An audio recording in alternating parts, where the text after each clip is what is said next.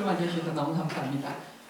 저 유성경이라고 합니다. 미네소타 주립대학 맨케이토에서 지금 올해로 16년째 교수직을 해서 철학 강의를 하고 있는 유성경인데요.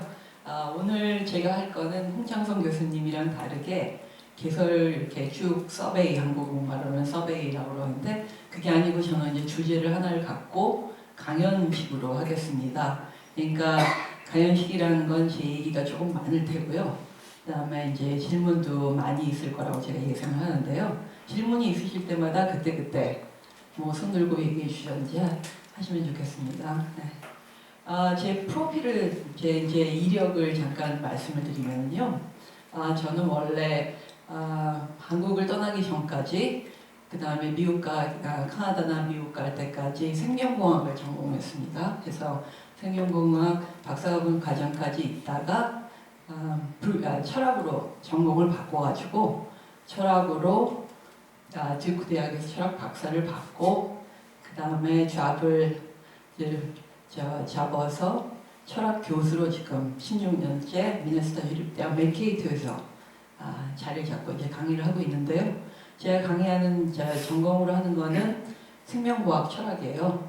그래서 생명과학에서 그 안에서 이루어지는 많은 이제 실험 보고들이 있는데 그런 보고들에 대한 고려가 아니고 생명과학을 근본적으로 어떻게 하는지, 그다음에 거기에 이제 문제점이 무엇인지 그런 것들을 이제 하는 생명과학 철학을 하고 있는데 예를 들면은 뭐 진화론에 대한 강의도 하면서 여태까지 진화론이 어떻게 이제 얘기가 되어 왔고 어떤 이해를 하고 그다음에 어떤 오해를 하고 있나, 그다음에 그 오해의 기본 전제는 뭐 때문에 이루어지나 이런 이제 강의도 하고 아니면 인공지능에서 철학적 문제, 인공지능에서 제기되고 있는 철학적 문제, 윤리적 문제뿐만 아니라 예를 들면 이제 오늘 아침에도 하셨듯이 형이상학적 문제, 그러니까 우리의 마음이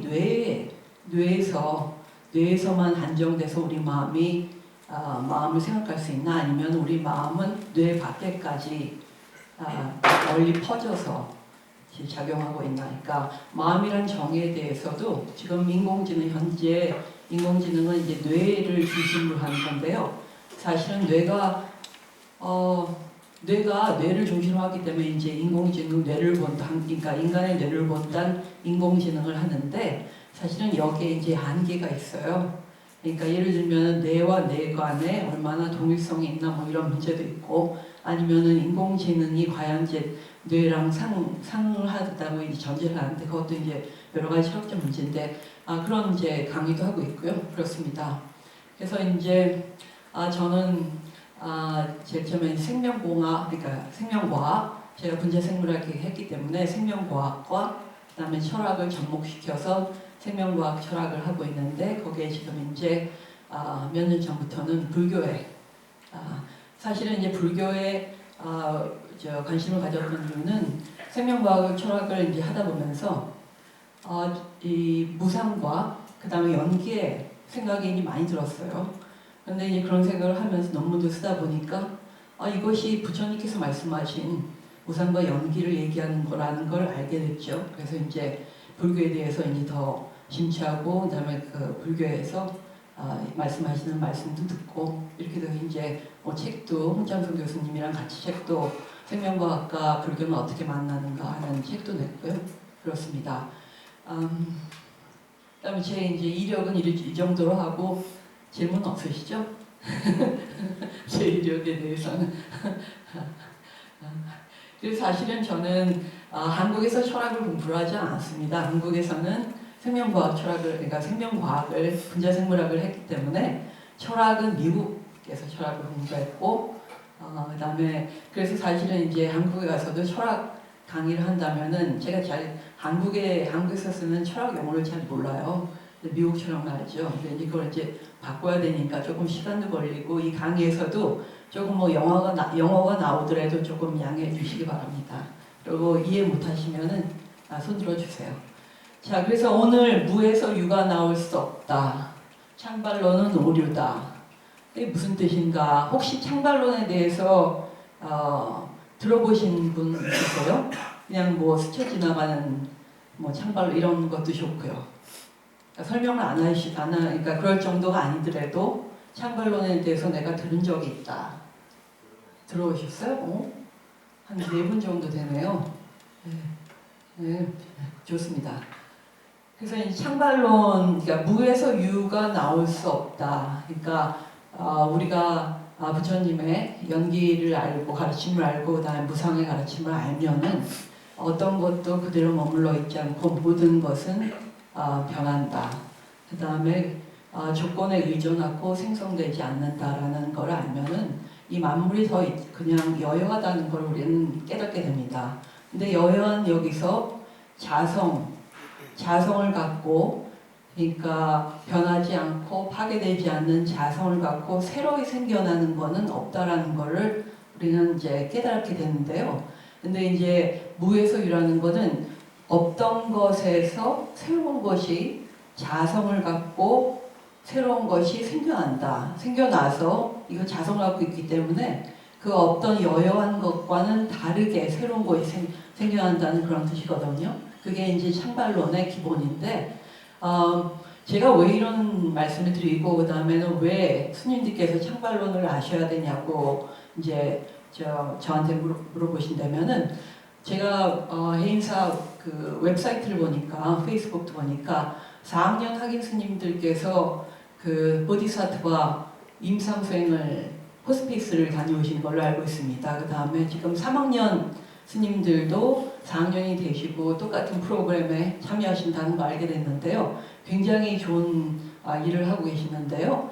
여기서 이제 아픈 분들을 많이 만나시고 그 다음에 이제 3주 동안 돌보시고 이제 3학년 학인 스님들은 돌보실 텐데 그런 이제 수행 과정에서 자연스럽게 우리한테 스님들께 떠오르는 이제 그 의문이 죽음을 앞두신 많은 분들을 이제 보면서 과연 죽음이란 무엇인가? 라는 이제 그 의문이 많이 드실 거고 심각하게 이제 생각을 하실 것 같은데, 죽음이라는 거를 예를 들면은 그러니까 생리 현상과 다르게 그 생리 현상과 다르게 온전히 부정적인 자성을 가지고 불변하고 파괴될 수 없는 온전히 부정적인 자성을 가지고 죽음이라는 게 우리의 생에서 어느 순간 갑자기 생겨나서 우리한테 다가온다고 이렇게 생각할 수 있습니다. 대부분 사람들은 이렇게 생각하죠. 그래서 죽음을 맞이한다, 아니면은 죽음을 피하고 싶다, 이렇게 이제 생각하면서 죽음이라는 것이 온전히 이 우리의 지금 생활과는 반대로 아니면은 다르게 어떻게 특별한 그 본성을 갖고 어디 이제 갑자기 생겨나는 존재잖아, 아니면은 속성이라고 생각이 들어가지고 나 죽음을 피해야 돼. 그런 이제 온전히 새로운 거, 우리의 생리 현상과는 완전히 다른 우리 생리 현상으로는 설명할 수 없는 새로운 자성을 갖고 있는 본성을 갖고 있는 존재자 아니면 속성이 생겨나가지고 이게 다가오니까 나 피하고 싶어. 나 그런 거 너무너무 피하고 싶고 그 다음에 생각만 해도 끔찍해. 이렇게 이제 생각할 수도 있거든요. 너무너무 그리고 두려워. 그래서 우리가 그 번뇌를 이제 불필요한 번뇌를 더 일으키게 되죠. 이러한 바탕은 뭐냐면 죽음이라는 게 우리의 일상의 여여한 이런 우리의 이제 생리현상과는 너무너무 다른 그러니까 완전히 우리의 생리현상으로는 생각할 수 없는 어떤 특별한 다른 것이 우리 생애에서 갑자기 어느 순간에 갑자기 생겨난다는 그런 거예요. 그러니까 없던 것이 갑자기 생겨나서 그런 우리의 이제 생각으로 죽음이라는 게 그런 거기 때문에 나한테 죽음이 다가온다. 아니면은 내가 죽음을 피하고 싶다. 이렇게 이제 생각하는 거거든요.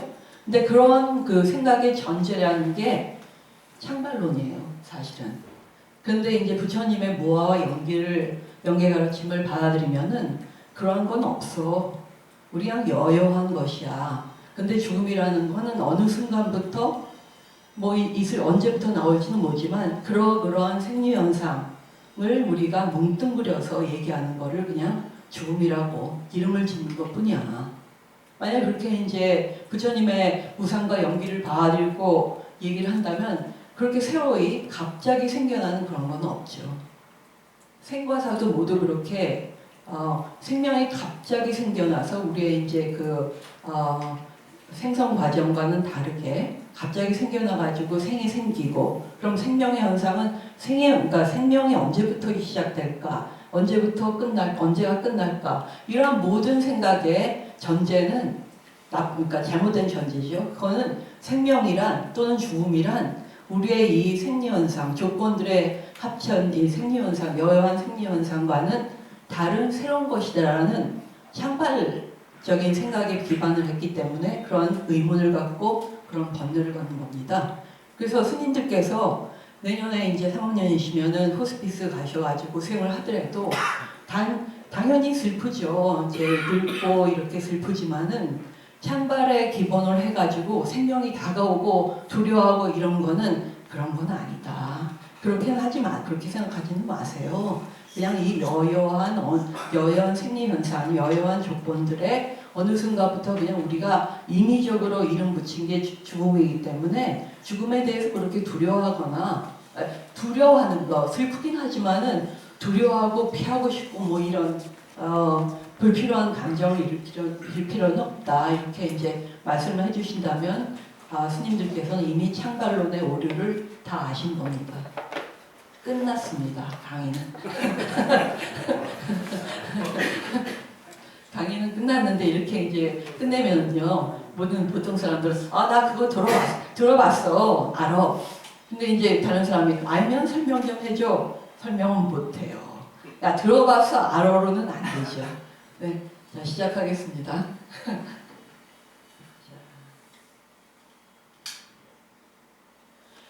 그래서 이제 우리 이제 부처님의 가르침은 사실은 우리의 그 일상적인 상식에 진짜로 반대되는 거를 너무 많이 콕콕 집어주십니다. 그래서 우리가 그냥 마음 놓고 그러니까 이렇게 얼럿하지 않고 진짜로 이제 눈을 총명하게 뜨고 생각을 하지 않고 그냥 슬슬 그냥 흘러간다면은 그런 게 이제 상식인데, 부처님 말씀은 그런 상식은 없다. 그런 상식은 틀렸다. 이렇게 이제 말씀해 주시는 건데, 사실은 이제 창발론을 생각하고 우리의 이제 보통 사람들이 생각하는 거는 창발론은 굉장히 가까워요. 그리고 많은 경우 창발론을 자기도 이제 모르고 얘기를 하고 있거든요. 예를 들면은 뭐 물의 투명성은, 물은 이제 우리가 다 알듯이 산소 원자하고 그다음에 수소 원자 두 개로 합치면은 물이 된다고 아는데, 물의 이 투명성은 이제 창발론자들에 의하면 투명성은 물 분자와 그러니까 산소 분자와 수소 분자를 아무리 갈고 닦고 알아봐도 그런 물의 투명성은 나오지 않고 설명할 수도 없다. 그러니까 물의 투명성은 수소 원자와 산소 원자의 결합에서는 나올 수 없는 새로운 자성을 갖고 있는 새로운 어떤 속성이다, 이렇게 얘기를 하거든요. 이런 예들이 굉장히 이제 창발론을 자기가 생각하고 있는데 그걸 모르면서, 그러니까 이 기본적인 이 바탕은 창발론을 받아들이지 말아야 되는데, 특히 불가에서는 그걸 자기가 받아들인다는 자체도 모르면서 이 얘기를 하면서 이게 그 물의 투명성은 이 새로운 거야. 그래서 수소 원자와 산소 원자로는 설명을 못해. 새로운 거야. 두 번 이제 또 다른 예로는 된장 맛 같은 거요. 맛 같은 거는 뭐 된장, 그다음에 두부, 파 된장 끓일 때요. 그다음 뭐가 들어갈까요? 좋은 거 시금치 뭐 이래가지고 그런 된장국을 끓이는 재료들을 다 모아봐도 된장 맛이라는 건 거기에 없다. 그러니까 된장 맛은 창발한다. 없던 조건에서 새로이 생긴다. 이렇게 이제 얘기를 하거든요. 이제 창발론자들은. 그리고 창발을 이제 생각하는 사람들은. 그래서 된장 맛이라는 거는 이 여여한 우리의 조건들의 집합과는 다른 새로운 어떤 속성이다. 그리고 된장 맛은 맛이라는 자체가 자성으로서 어디 있다. 이렇게 이제 얘기해가지고 그 된장 맛을 찾아서 뭐 음식 기행도 하고 뭐 이렇게 되죠. 근데 이제 그 다음에 생명이 없는 분자들이 모이니까 어느 순간 갑자기 생명이 생긴다. 이게 이제 이런 얘들이 이제 창발론자들이 좋아하는 얘들인데요. 생명이 없는 분자들이 모여가지고 갑자기 그 분자들과는 다른 생명이라는 고유한 속성을 지닌 그게 뭔지는 잘 모르겠지만 창발론자들에 의해서는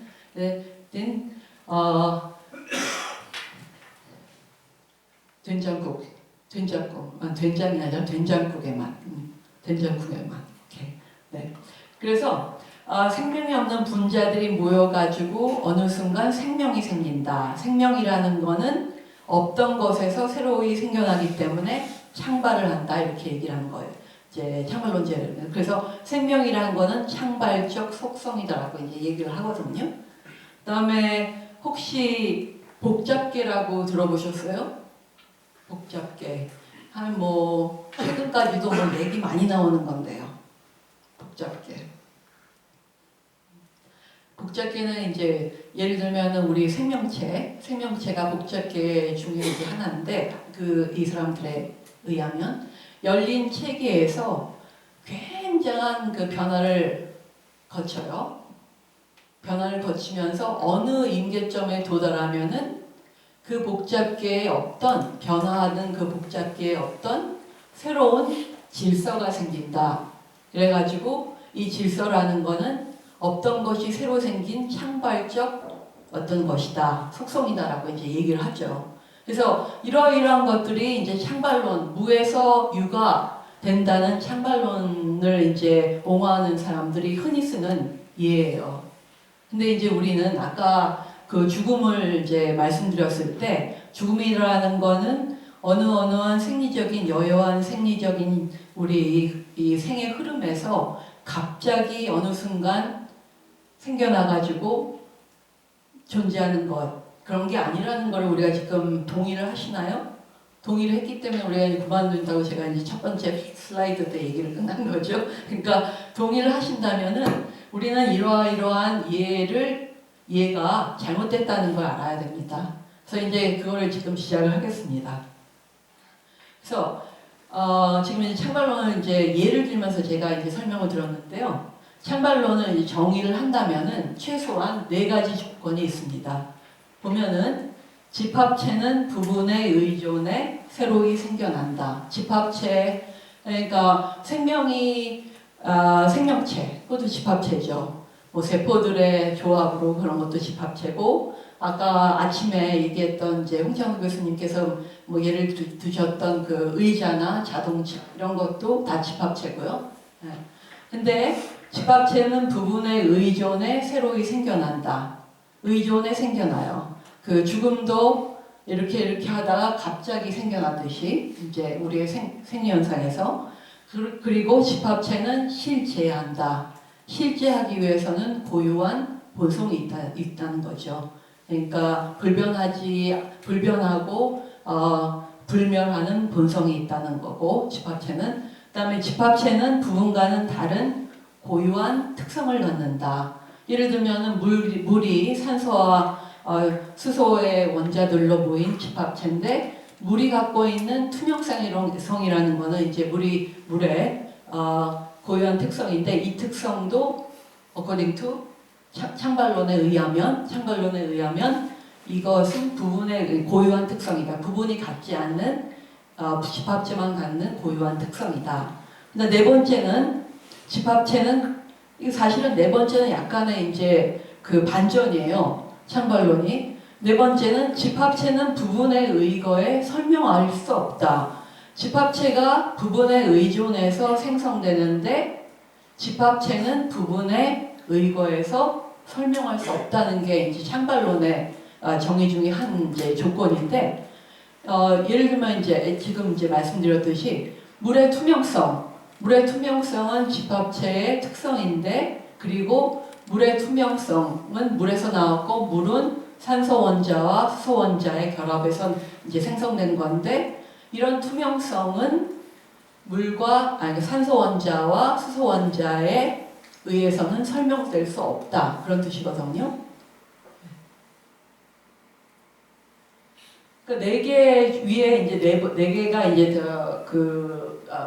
창발론 이머전티즘을 이제 정의할 때 중요한 조건이고요. 다섯 번째는 지금 이제 최근에 한국에서 보니까 그 복잡계에 대해서 얘기를 많이 하면서 그 불교와 복잡계 얘기를 이제 복잡계가 뭐 상응한다 이렇게 얘기를 하는데요. 저는 이제 그 반대의 의견을 이제 제시하려고 그러는데 그 복잡계에서의 질서라는 거는 창발을 얘기합니다. 그래서 집합체가 변화하여 변화 속에 새로운 질서나 패턴이 일어난다 이런 것도 질서와 패턴이 이 사람들은 창발론에 의하면은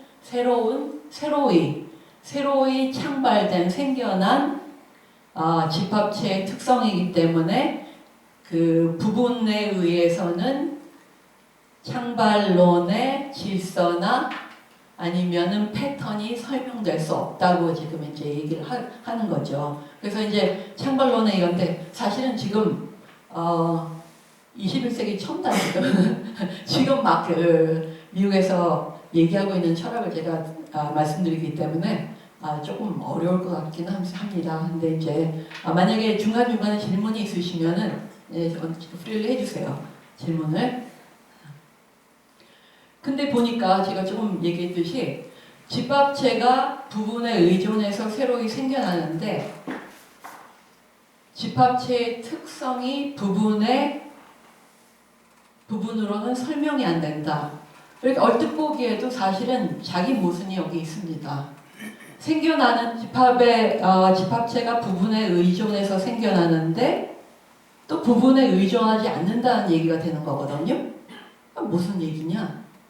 그러니까 얼핏 보기에도 창발론은 이제 문제가 있어요, 지금. 근데 이제 그 문제를 더욱 이제 세심하게 지금 얘기를 해보기 위해서 제가 하는 겁니다.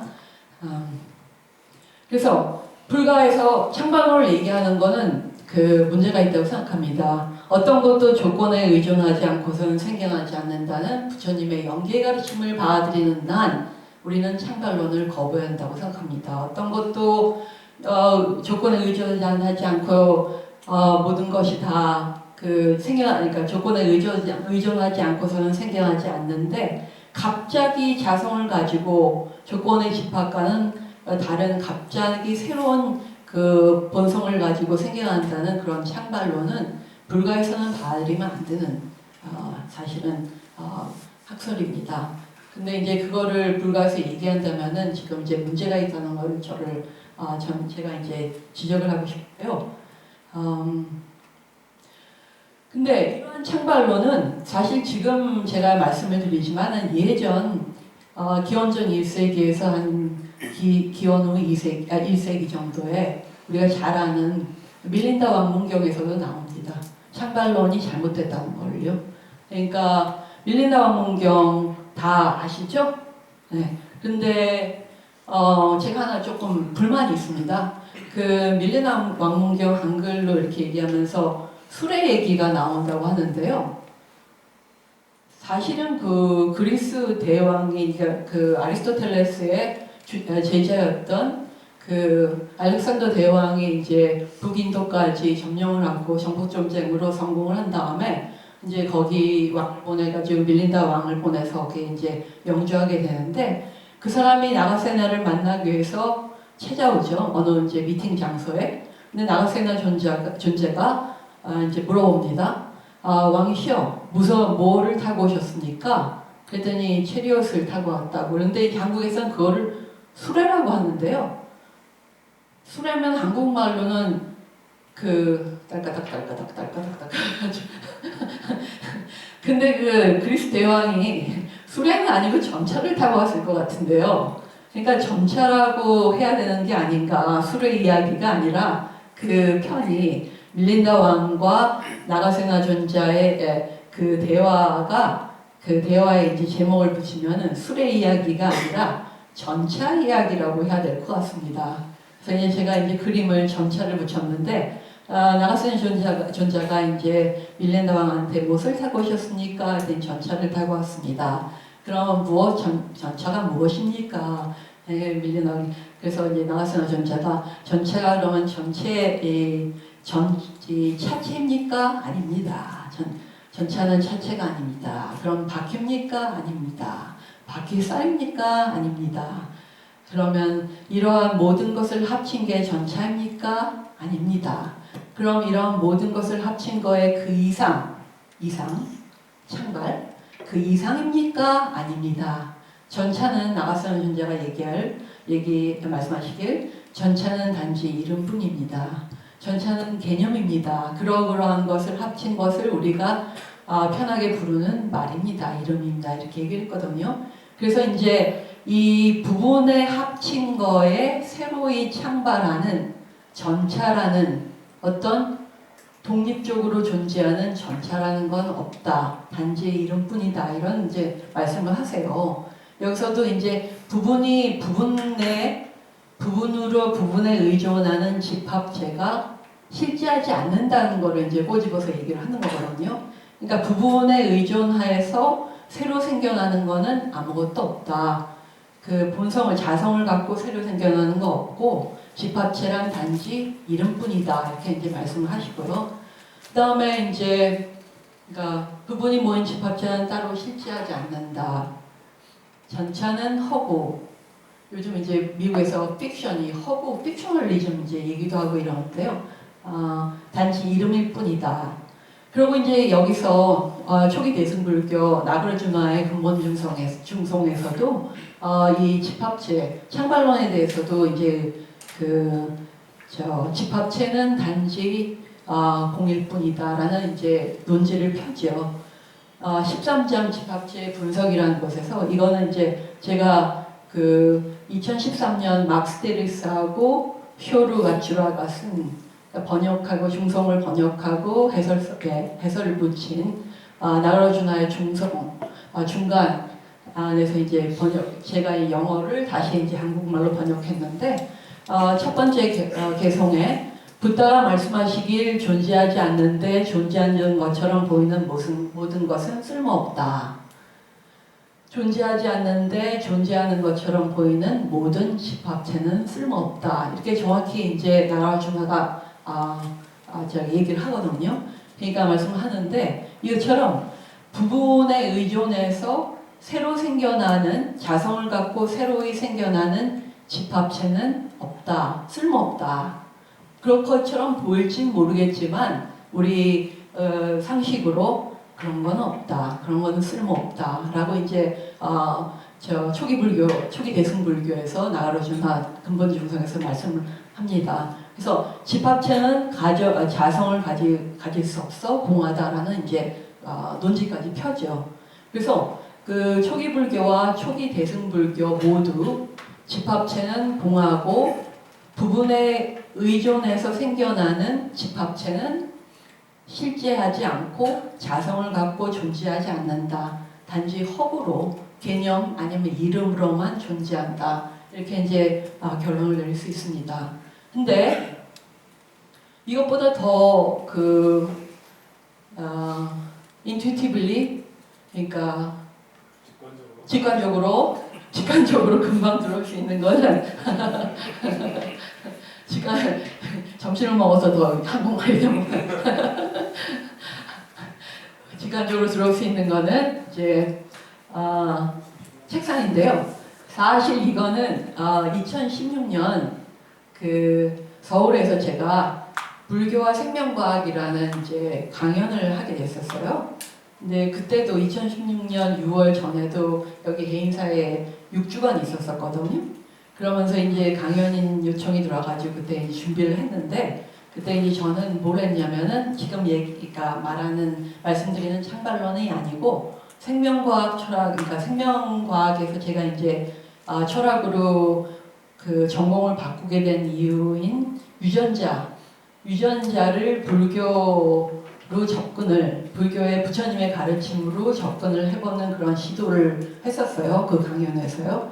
그러면서 이제 유전자의 불교적 이해라는 이제 강연을 하면서 했는데 제가 아마 한 열 몇 명의 강연 이제 연사들이 그러니까 몇 주간 했는데 몇 달간 했나? 그런데 이제 저는 맨 마지막에서 두 번째로 이제 강연을 하게 됐는데 그 전까지 아마 2016년이니까 한국 불교계 찬발론이 굉장히 유행했던 것 같아요. 저는 이제 몰랐는데 근데 제가 이제 얘기를 이제 강연을 끝나고 질문을 받는 이제 시간이 있었는데 그때 그러면 교수님이 말씀하시는 거는 창발론 여태까지 다른 강사들이 이제 말씀하시는 것처럼 창발론을 얘기하는 거 아니냐 해서 아니요 저는 창발론에 반대를 합니다 이러한 이유로. 근데 이제 그때 그 청중에 앉아 계신 그때도 이제 홍창훈 교수님께서 있었는데 그 홍창훈 교수님께서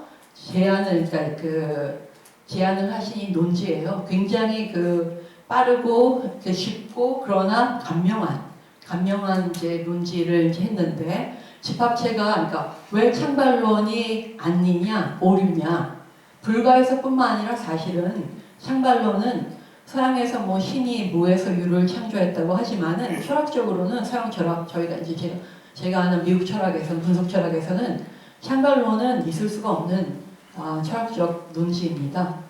근데 이제 여담으로는 창발론을 완전히 한 번에 그냥 확 다 이제 이 창발론이 잘못됐다고 얘기를 이제 하는 논지를 편 분이 김재원 교수님인데 3년 전에 돌아가셨는데 재미 철학자세요. 홍창순 교수님의 브라운 이제 지도 교수였고요. 근데 그분이 2000년 초반, 1900년 그러니까 20세기 말에서 21세기 초반까지 이제 내셨던 창발론을 반대하는 아주 명확한 논지를 갖고 이 창발론이 그때 김재원 선생님의 그 위상과 그 논지의 위력으로 꼼짝 못하게 다 이제 백기를 들었었거든요. 그래서 어느 2000년 초기에, 그러니까 2000년 초기에 어느 이제 미국 그 학회를 철학회를 갔는데 그 당시 이제 미국 철학회는 뭐 미국 철학자뿐만 아니라 유럽이나 뭐 동양에서도 다 오고 그러는데 김재원 선생님이 이제 그 창발론을 완전히 무력화시키는 그러니까 심리철학에서는 무력화시키는 그 강연을 하려고 강단에 올라섰는데 젊은 철학자들 이제 그 나라를 불문하고 젊은 철학자들이 슈퍼스타 맞는 것처럼 휘휘 그러면 막 그러면서 그 정도로 아주 굉장했었어요. 그러니까 그때 그 선생님의 그 창발론을 무력화시키는 논지 때문에 이 창발론이 이제 그러니까 완전히 이제 오류라고 됐는데 그걸 알고서 한국에서 해인사에서 6주를 머물고 2016년에 서울 어디서인지 발표를 했는데 불교에서 창발론을 얘기를 하고 있더라고요. 깜짝 놀래가지고요. 그때 그래가지고 이제 같이 이제 했는데 홍창수 교수님이 이제 논지를 낸 겁니다. 그러니까 집합체는 허상이다. 그 다음에 부분 이외에 새로 생겨나고 부분에 의거한 집합체인데 그 집합체는 허상이고 그 다음에 실제하고 본성을 갖고 그런 건 아무것도 없다. 창발론 없다. 창발적 속성은 없다. 라는 게 이제 그런데 자 보십시오. 제가 조금 읽어보겠습니다. 이 논지를. 첫 번째는 전체로서의 책상이 실제한다고 가정해보자. 사실 제가 조금 더 부연 설명을 하겠습니다. 귀류법이라는 거 들어보셨어요? 귀류법? 귀납법이 아니고 귀류법. 최근에 저는 이름을 알았거든요. 사실은 이제 그게 reductio ad absurdum 해가지고요. 그러니까 reduction to absurdity. absurd 하면 so absurd 그러면 굉장히 이상해. doesn't make any sense. 그다음에 그게 이제 오류라는 뜻이죠. 그러니까 오류를 일부러 유도해가지고 오류인 결론에 도달했어요. 논지가. 왜 이런 오류인 결론에 도달했을까?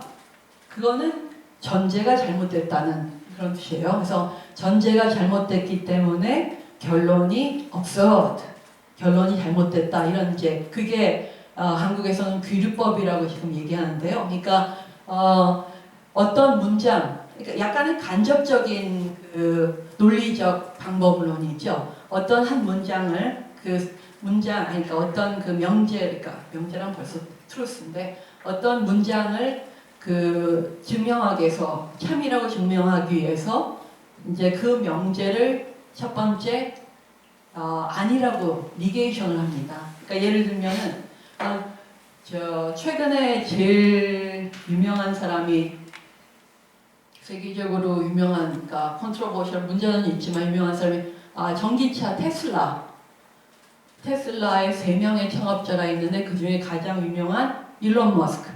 네. 그럼 이제 일론 머스크가 부자인데 부자인 거를 증명하기 위해서 일론 머스크가 부자가 아니라고 전제를 해보자. 네.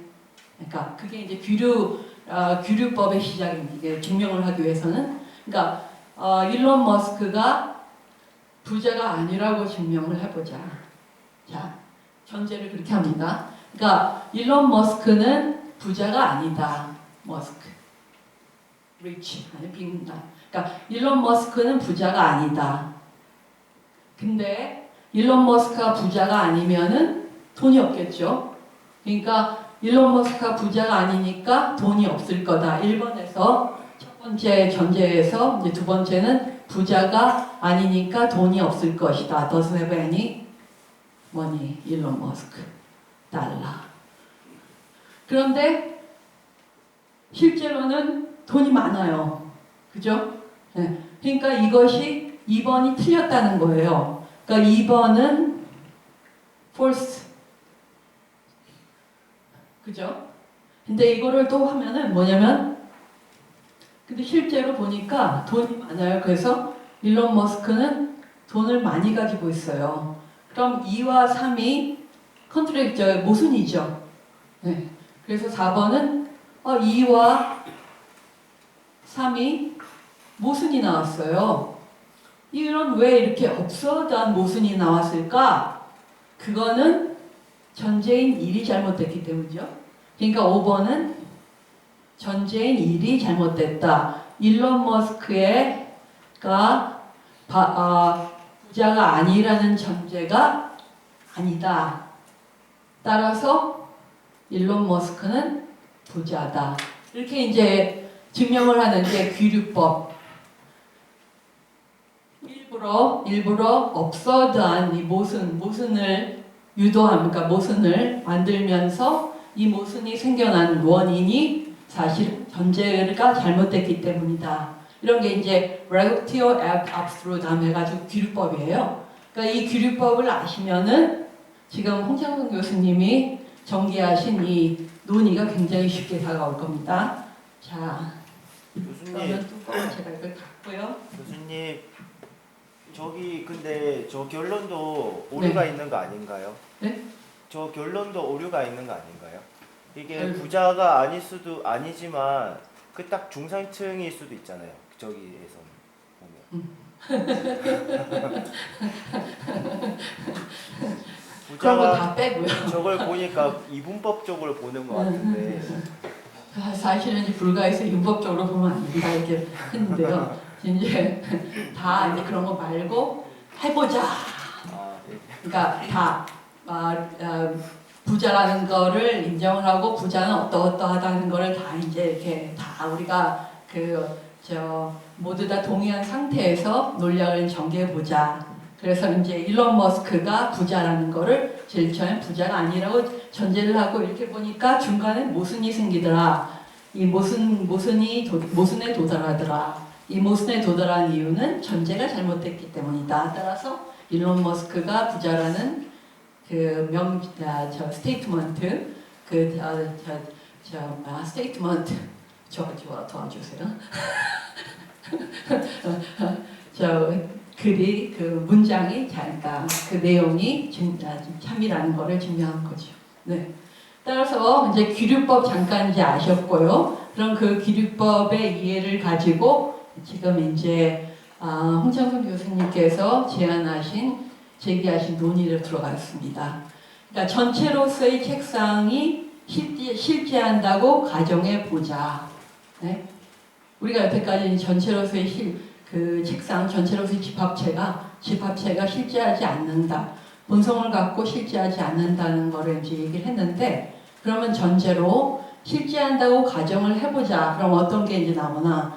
가정을 해보면 전체로의 책상이 예를 들면 20kg라고 이제 생각을 해요. 만약에 이제 우리가 그렇게 예를 들면은, 그러면 여기 이제 그림에서 보시듯이 책상의 앞부분, 윗부분, 책상 앞, 그 다음에 책상 의자, 책상의 다리 이런 거를 합쳐도 20kg라고 이제 생각을 해봐요.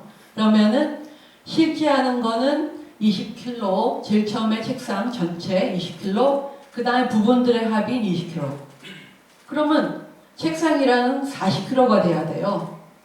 근데 보니까 다 20kg잖아요. 우리가 지금 40kg로 앉아. 이 책상 전체가 20kg고, 책상 하나, 만약에 이제 집합체가 실제로 존재한다면, 전체가 20kg고, 이게 10kg, 다리가 10kg, 그럼 20kg. 그러면 실제한다는 게 전체도 실제하고, 부분도 실제한다면은 20 플러스 20 이퀄 40kg. 그런데 우리 보면은 40kg 아니고 20kg예요. 책상이. 그죠? 그러니까 규律법에서 전체 책상이란 전체가 있고 그게 실제한다면 그게 20kg. 그 다음에 실제한다는 부분들도 20kg. 그럼 실제한다는 걸 전체 모이면은 40kg가 돼야 되는데 책상은 20kg밖에 안 돼요. 뭐가 문제냐? absurd. 왜? 뭐가 문제냐면 첫 번째 전제가 잘못된 거죠. 책상이 전체로서의 책상이 실제하는 것이 아니다라고 우리가 규律법에 따르면 결론을 내야 됩니다. 그래서 전체로서 집합체로서의 책상은 존재하지 않고 그 밀린다 왕문경에서 얘기한 것처럼 전체로서의 전차는 존재하지 않고 단지 이름이나 개념으로만 존재하고 실제로 존재하는 것은 이러한 전차의 부분들 그런 거라는 거죠. 질문 있으십니까? 그래서 책상은 책상의 부분들이 모인 집합체로부터 새로이 창발되는 존재자가 아니다. 책상은 이름일 뿐이다. 근데 여기서 어느 분 만약에 어느 분께서 또 질문하신다면 그러면 책상이 실제로 존재하지 않은 게 아니라 책상의 집합체로 존재하고 부분이 실제가 아닐 수도 있지 않겠냐. 이거는 이 증명은 컴플리트하지 않다, 완벽하지 않다 이렇게 이제 생각할 수 있는데 존재론적으로요. 책상이 전체는 책상의 부분들에 의존하기 때문에 예를 들면 이 책상이 있는데 제가 이제 심심해가지고 책상 다리 하나를 자르고 싶어요. 잘랐어요. 그러면 이게 책상이 책상으로 집합체로 고집합체로 존재할 수 있을까요? 아니죠. 따라서 이 책상이라는 전체 집합체는 책상의 부분들의 존재론적으로 그러니까 존재의 측면에서 존재론적 측면에서 책상의 집합체는 책상의 부분들에 의존한다. 따라서 어떤 것이 실제하냐는 것을 고를 때는 우리가 그러니까 골라야만 한다면 우리는 부분이 실제한다고 얘기를 할 수밖에 없죠.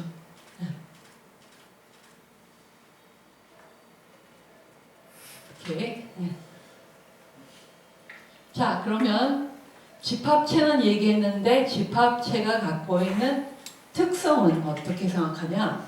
특성이 창발하냐? 그러니까 제일 처음에 말씀드린 예를 든 게 물의 투명성. 그게 이제 집합체의 특성의 얘기죠. 그러면 집합체의 특성이 창발하냐? 우리 벌써 이제 아니라고 얘기를 했어요. 하지만 좀 더 들여다보려면 부분들이 모여가지고 집합체를 이룰 때 그러니까 밀린다 왕문경에서도 벌써 집합체가 허구라고 얘기했고 그 다음에 나가르주나의 근본 중성에서도 집합체가 쓸모없다고 얘기했기 때문에 집합체가 허구인데 집합체가 갖고 있다는 속성이 진짜로 실제하냐면 그건 우리가 그냥 금방 생각해도 허구일 수밖에 없겠죠. 근데 그럼에도 불구하고 우리가 이제 다른 사람들이 이제 그렇게 쉽게 그냥 단정 짓지 하지 말고 좀 이런 얘기를 좀 해보자. 그러면 이제 얘기를 할 수 있죠 지금. 이제 물의 투명성과 물이 집합체인데 집합체가 갖고 있는 속성 중에 하나인 물의 투명성.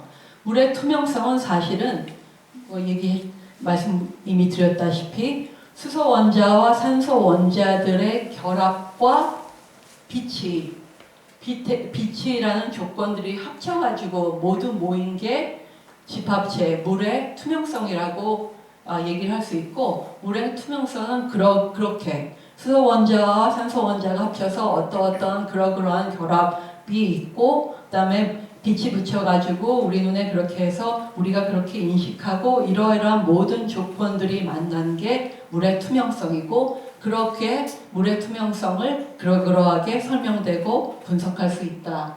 그러니까 새로운 게 생겨나가지고 부분에 의해서는 도저히 설명을 못하는 그런 속성이 아니고, 물의 투명성은 우리가 충분히 산소 원자와 수소 원자와 그다음 결합과 빛과 우리가 인지하는 이러이러한 조건으로 모두 설명되고 분석된다.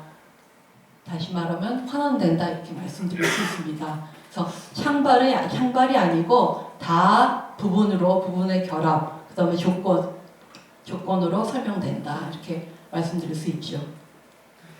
교수님, 만약에 투명한 거를 그 부분이 아니라 외부 요인에 의해서도 그렇게 될 수 있는 거 아닌가요?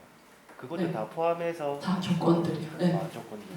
다 조건들이 우리 부처님의 연기의 가르침을 보면은 삼라만상이 조건의 집합이라고, 조건 지어서 생성되고 조건에 의존하지 않고 생성되는 것이 없고, 조건에 의존하지 않고 생성되지 않는다, 이런 이제 연기의 가르침을 믿으면은 이런 조건이라는 건 만물의 존재의 양상이라고 할 수 있습니다.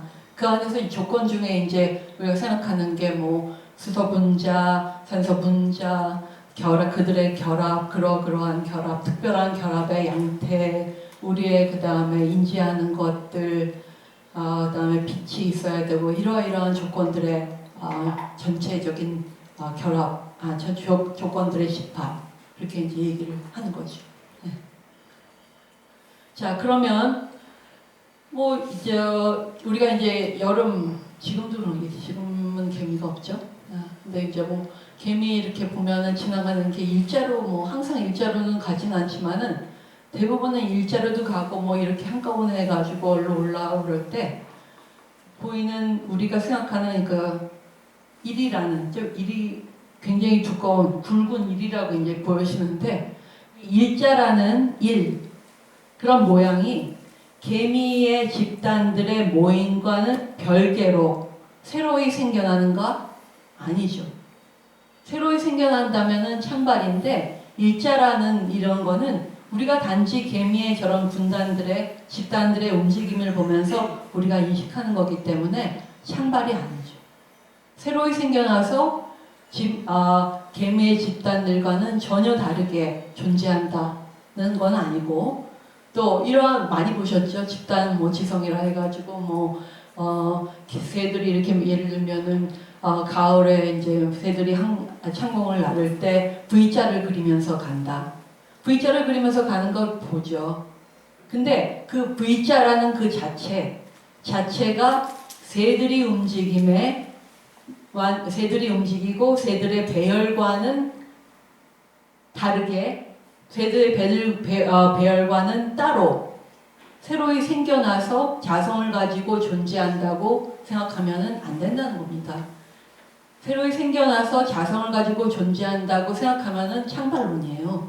근데 그런 게 아니라는 게 이제 부처님의 연기의 가르침이고요. 부처님의 가르침의 연기고, 그래서 인간의 감각과 의식이라는 조건들과 접촉하면서 생겨났다 사라지는 공한 현상들이라고 한다면은 맞습니다. 하지만은 이런 현상들이 새들의 움직임이나 형태나 아니면 산소 분자들의 모임 결합과 빛이 있다는 이런 거와는 별개로 새로 생겨나서 어느 순간 우리가 설명할 수 없고 예측할 수 없게 새로 생겨나가지고 따로 존재한다 이러면은 창발이기 때문에 부처님의 가르침과는 반하고요. 그 다음에 서양 철학에서도 그거는 받아들일 수 없는 이론입니다. 예.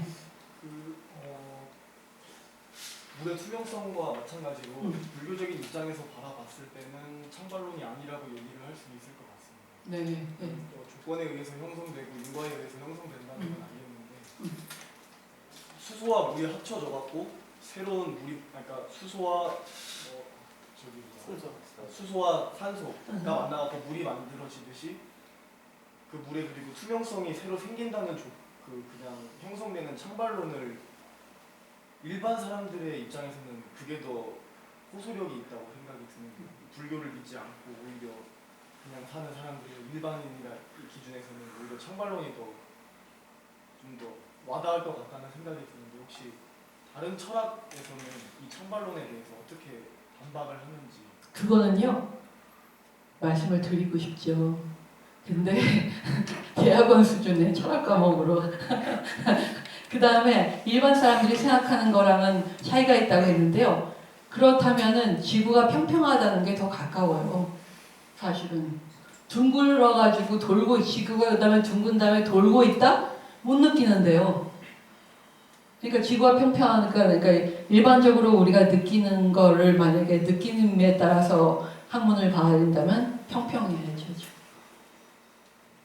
그러니까 일반 대중은 창발이라는 것을 쉽게 직관적으로 믿는 이유 있고 부처님의 가르침을 이해해야지 그 창발이라는 게 틀리다는 걸 이해하지 못하기 때문에 일반 대중은 깨닫지 못하고 불자들은 깨닫고 그런 거 아니겠습니까? 박수.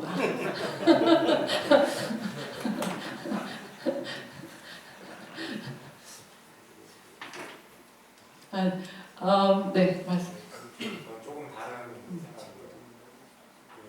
생각이고요. 오히려 지금 이렇게 설명하시는 게 더 직관적으로 와닿고 제가 불교 공부해볼지 모르겠어요. 그래서 많은 사람들이 창발론이 왜 유행했었는지, 왜 그렇게 나오게 됐었는지에 대해서 궁금해져서 네. 왜 그런 생각을 하게 되는지, 네. 왜 그런 많은 사람들이 그걸 믿게 되는지, 네. 그게 좀 더 의문이 가는 것 같습니다. 네. 창발론이 사실 이제 철학에서 이론화 된 게 1920년대예요. 20년대에 윤리학에서 먼저 생겨났어요.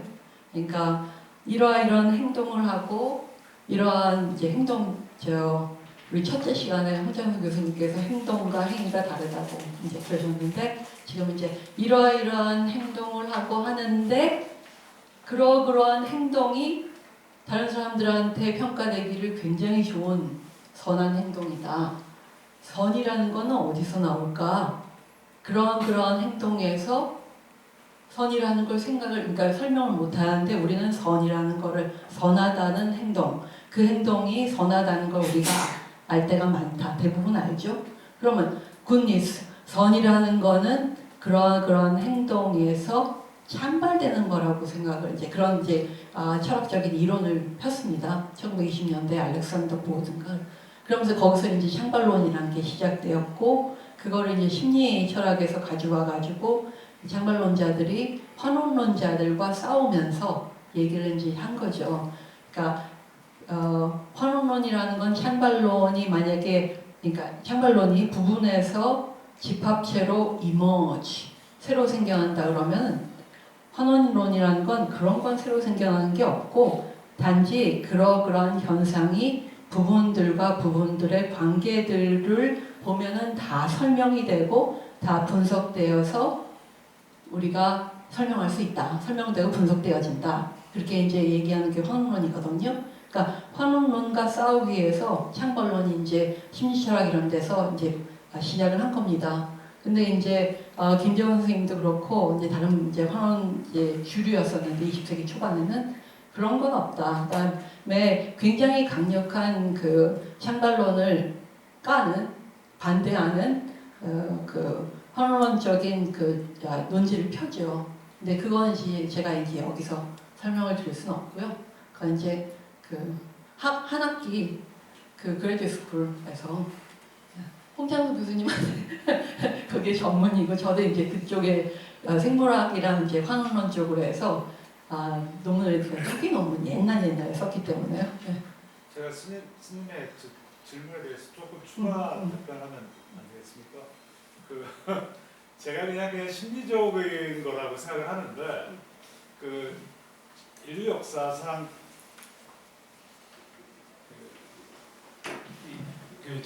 이 제노사이드라고 하잖아요. 그 대학살을 가장 크게 저지른 사람이 아돌프 히틀러라고 생각을 하는 것 같은데 실은 아이자크 뉴턴이 가장 대학살의 주인공입니다. 왜냐하면은 이 사람은 순수한 물리학을 가지고 온갖 별에 사는 신들을 다 죽여버렸어요. 그런 거는 저 암석 덩어리도 있지 그런데 신 살지 않아. 그리고서는 달에 무슨 그 토끼들이 방아를 찍고 있다고 그러는데 웃기지 마. 토끼들 다 죽었어 없어. 물리학으로 다 죽여버렸어요. 그 다음에 이제 그 산과 뭐 이런 들에 살고 있는 그 수많은 정령을 물리학으로서 수학으로서 다 설명해버리면서 다 죽여버리고 말았어요. 그게 이제 그 진리도 가깝거든요. 진리는 그렇게 참혹합니다. 잔인하고. 진짜 우리는 심리적으로 달에도 토끼가 살았으면 좋겠고 별에도 신이 살았으면 좋겠고 산천초목에 정령이 깃들였으면 좋겠잖아요. 그게 더 신기하고 재밌거든요. 창발론은 사실 그런 거거든요. 달에도 아무런 남석인데 거기 토끼가 팡 터져서 살아났으면 좋겠거든요. 사람들 그렇게 생각해요. 그 다음에 그 별에도 그렇고 산천초목에도 그런데 진리는 잔인하죠. 언제나. 부처님의 가르침은 굉장히 차가운 가르침입니다. 사실은. 제가 생각하기에는 따뜻한 영혼이 있으면 얼마나 좋겠어요. 진정한 내가 있으면 얼마나 좋겠고 부처님께서는 그러다 집착이야 그런 거 없어. 깨어나 꿈깨. 바보들아 그러진 않으셨는데 막 이제 그러셨잖아요. 진리는 차갑습니다. 그리고 이제 그 창건이라는 게 기발하게 느껴지기 때문에 사람들이 많이 끌리게 되는 것 같은데 그렇잖아. 된장국을 이것저것 섞어가지고 된장국을 만드는데 된장 섞고 뭐 고추, 마늘은 흔히들 못 드시지만 뭐 등등 섞어가지고 하면은 근사하게 구수한 맛이 나니까 야 이거 뭔가 뿅 생겨났다. 신기하다. 믿고 싶잖아요. 사람들이. 근데 그거를 우리처럼 맛을 다 분석하고 이런 분자들이 우리의 그 미각과 결합하는 과정에서 우리가 이것을 이러이러한 다른 방식으로 마치 그 전자기파의 특정 부분을 어떤 색깔로 인식하는 것이 편하듯이 그 다음에 뭐 이렇게 둥글둥글하게 생긴 그 음식 분자들이 혀에 부닥치면은 이걸 둥글둥글하다고 정교하게 분석하지 못하고 두루뭉실하게 달달하다고 느끼는 것이 편하듯이 구수한 된장국 맛이 나니까 야 구수한 된장국 맛 이건 뭔가 새로운 거다 라고 하면 기발하고 신기하고 재밌잖아요. 그러니까 이게 창발론은 인간의 그런 이런 지적 욕구를 영어로 써도 엔터테인 해줘요. 즐겁게 해줘요. 제가 생각엔 그래서 인기를 가는 것 같아요. 근데 이 뒤에 이웃종교 분들 와 계신지 잘 모르겠지만 이웃종교가 인기를 끌기 쉬운 이유가 쉬워요. 굉장히. 저기 믿으면 되고 그 다음에 영혼이 있어. 너 영혼을 구제 받으려면 잘 믿고 따르면 돼. 이러면 쉽잖아요. 근데 부처님은 그런 무아야. 그런 거 없어. 그 다음에 구제받기 네가 알아서 깨달아. 이러시니까 진리는 참혹합니다. 근데 저는 그래서 참말로 인기를 끌었던 것 같아요. 그냥 제 개인적으로 심리적인 분석입니다. 네, 아까 환원주의 말씀하셨는데 제가 느끼기에 환원주의와 창발론이 별로 다르지 않은 것처럼 마음 말씀하신 부분에서 사실 뭐 굳이 설명을 해보자면 창발론이라는 것은 뭐 뇌나 뭐 이런 물질에서 그런 것들이 집합체해서 마음이라는 것이 생겨난다. 그리고 창발론이라는 환원주의라는 것도 저와 비슷하게 마음은 그런 물질에서 나온다. 뇌나 이렇게 느껴지거든요. 네, 창발론이 그러니까 그 우리의 뉴런 이제 뇌를 분석하면은 뇌에서 시냅시스에서 막 이제 단백질들, 도파민 뭐 이런 게 막 나와가지고 많이 나왔을 때는 뇌가 뭐 갑자기 훅 해가지고 뭐 우리가 기억력이 만약에 좋아진다든지 뭐 적게 나오면은 조금 이제 디멘시아 이런 걸로 떨어지고 뭐 이러면서 전부 그 물리적인 현상이거든요. 물리적인 작용, 그다음에 이제 전기 작용. 근데 그러한 것들이 마음이다. 라면 저는 받아줄 수 있어요. 그리고 그게 이제 환원론이니까요. 근데 그러한 바탕에서 새로운 것이 창발된다. 저도 홍창근 교수님이랑 같이 이제 조금 지금 very 컨트로버셜한 얘기를 하고 있는데 문제가 있는 얘기를 하고 있는데 그러면 이제 창발론이죠. 그러한 여여한 그런 것이 마음이다. 그러면 이제 환론에 이제 그러한 이제 새로 생겨나는 것이 아니고 아니면 그러한 화학적인 작용, 물리적인 작용 그것 자체가 마음이다 하면 그게 이제 환론적 마음에 대한 해석이고요. 거기에 바탕으로 새로운 마음이라는 것이 생겨난다. 그 마음은 실제하고 이러한 것들과는 전혀 다른 본성, 자성을 갖고 있다. 이러면 이제 창발론이 되겠죠. 그 AI가 깨달을 수 있다는 말고 결국은 창발론 내지는 환원주의 아닐까요? 두 개는 완전히 다릅니다. 창발론은 새로운 것이 생겨나서 둘 다로 해석할 수 있을 것 같아요. 두 가지 해석이 있을 것 같아요.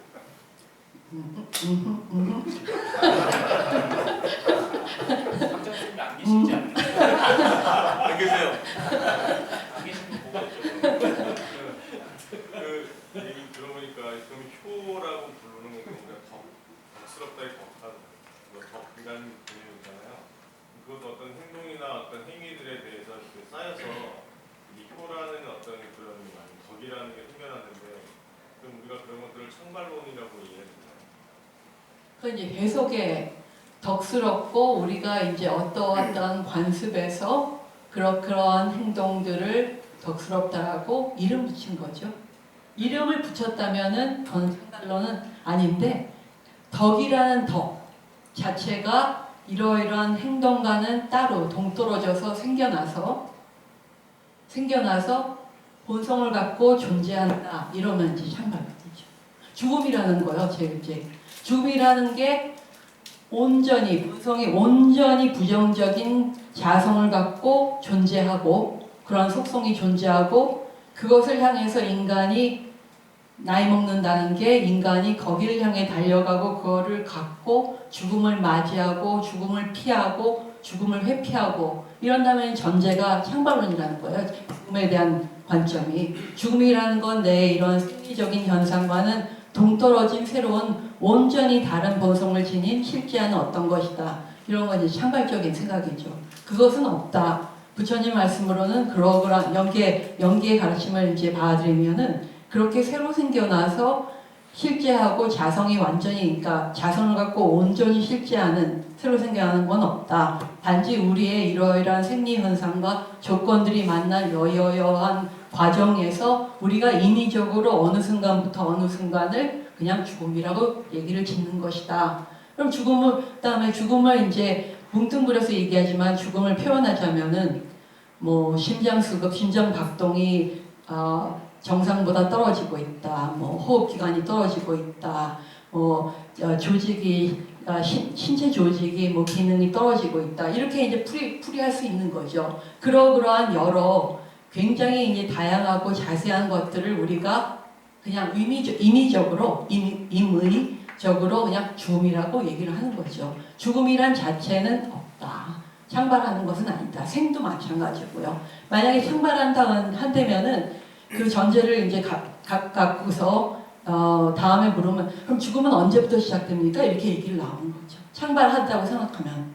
그러니까 창발해서 죽음이 창발하는 속성이라고 생각을 한다면은 죽음이 있으니까 죽음이 내 인생에 내가 언제부터 죽음을 맞을 것인가 아니면 죽음이 언제부터 시작되나 이렇게 이제 얘기가 물음이 다 되는 거죠. 근데 그렇게 우리가 죽음을 언제부터 그러니까 언제부터 죽음이 시작됐다고 얘기할 수 있을까요? 반대로 생이 언제부터 시작됐다고 얘기할 수 있을까요? 생명이? 그러니까 부모님의 정자와 난자가 만났을 때를 생명의 시작, 나의 생명의 시작인가? 아니면은 수정체가 된 다음에가 생명의 시작인가?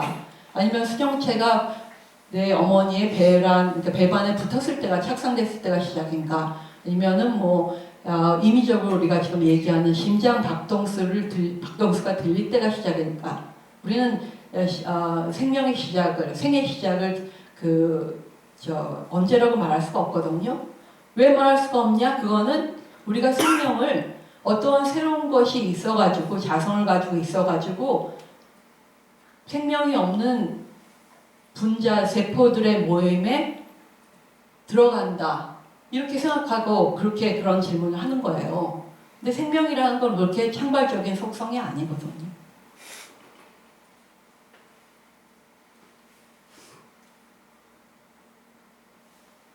맞으시죠? 맞는 것 같죠?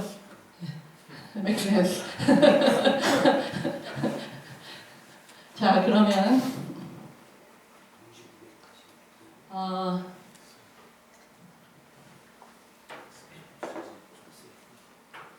네, 잠깐 쉬고 하자고 지금. 쉬고 제가 이 다음 장이 뭔가를 좀 보고서요.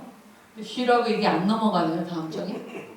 넘어갔다. 이건 아침에 홍창수 교수님 먼저 제 거를 뺏어가셨어요. 얘기할 거를. 색깔이라는 거는 존재 세계에 없다. 색깔이 그러니까 그러니까 우리의 색깔 존재 세계에 있는 거는 단지 파장이다.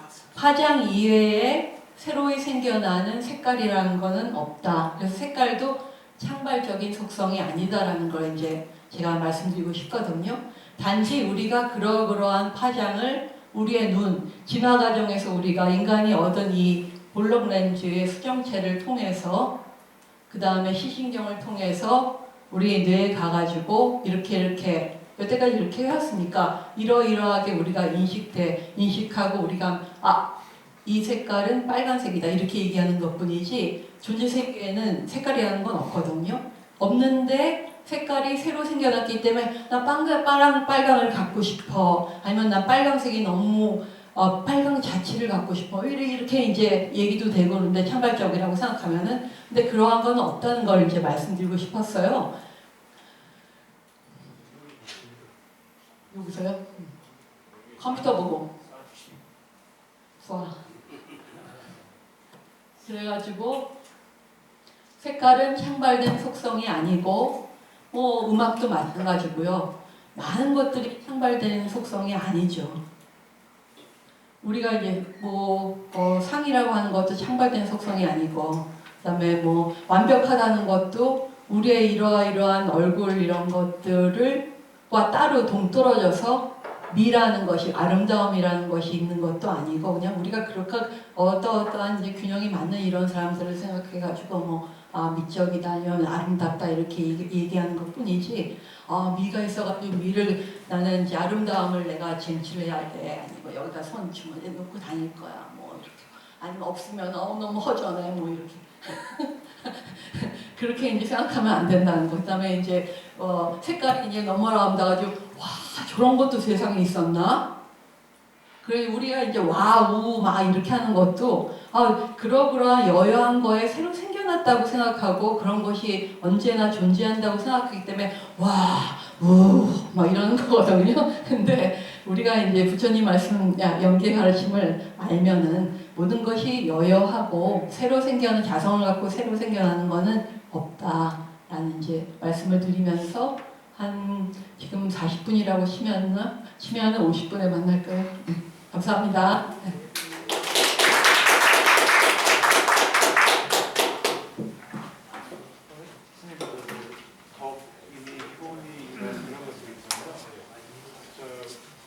저런 수하는 과학 시간에